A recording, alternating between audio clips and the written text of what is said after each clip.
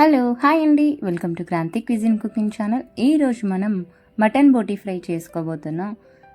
కరకరలాడుతూ టేస్టీగా రావాలంటే ఇలా చూపించిన విధంగా చేసుకోండి.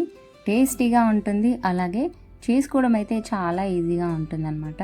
ముందుగా బోటీని క్లీన్గా కడిగేసుకొని ఇలా ముక్కలుగా సన్నగా కట్ చేసి పెట్టుకోండి. ఇప్పుడు కట్టెల పొయ్యి పైన కడాయి పెట్టేసుకొని దీంట్లో 15 టేబుల్ స్పూన్ల ఆయిల్ వేసుకోండి. ఫ్రై చేసుకుంటున్నాం కాబట్టి కాస్త ఆయిల్ ఎక్కువగానే పడుతుంది. ఇప్పుడు దీంట్లో ఒక 1/2 టేబుల్ స్పూన్ జీలకర్ర వేసుకోండి. ఇది వేడైన తర్వాత దీంట్లో బోటీ వేసుకోండి. అలాగే 2 బిర్యానీ ఆకులు కూడా వేసుకోండి, ఫ్లేవర్ అనేది బాగుంటుంది.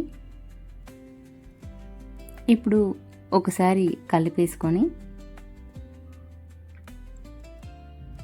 మూత పెట్టేసుకొని ఇది 6 నుంచి 7 నిమిషాల పాటు ఆయిల్లో మగ్గనివ్వండి. ఇలా మగ్గనిచ్చిన తర్వాత మూత తీసుకొని ఒకసారి కలుపుకొని దీంట్లో ఒక 1/2 టీ స్పూన్ పసుపు, అలాగే కరివేపాకు ఆకులు, అలాగే అల్లం వెల్లుల్లి పేస్ట్ యాడ్ చేసుకోండి. ఇప్పుడు ఒకసారి అల్లం అంతా ముక్కలకు పట్టేలాగా కలుపుకున్న తర్వాత దీంట్లో సన్నగా కట్ చేసి పెట్టుకున్న పచ్చిమిరపకాయలు ఒక 5-6 వేసుకోండి.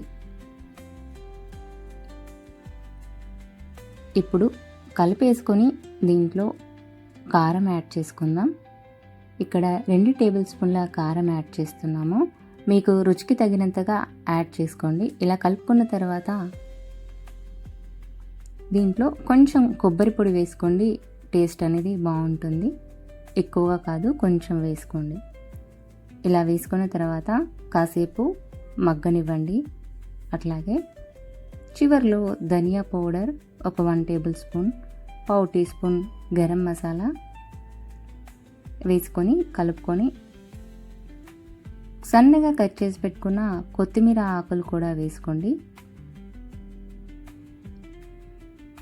చూసారు కదా, ఇది ఆల్మోస్ట్ ఫ్రై అయిపోయిందండి. ఇప్పుడు కట్టెల పొయ్యి నుంచి దించేసుకొని చక్కగా ఒక గిన్నెలో సర్వ్ చేసుకుందాం. చూసారు కదా, ఎంతో సింపుల్గా టేస్టీగా వచ్చిందనమాట. ఇలా చూపించిన విధంగా ట్రై చేయండి, మీరు కూడా పర్ఫెక్ట్గా వస్తుంది. Thanks for watching. వీడియో కనుక మీకు నచ్చినట్లయితే లైక్ చేయండి. ఇలాంటి మరిన్ని వీడియోల కోసం మన ఛానల్ని సబ్స్క్రైబ్ చేయండి. ఇంగ్రీడియంట్స్ డిస్క్రిప్షన్లో ఉన్నాయి, చెక్ చేయండి. Thanks for watching.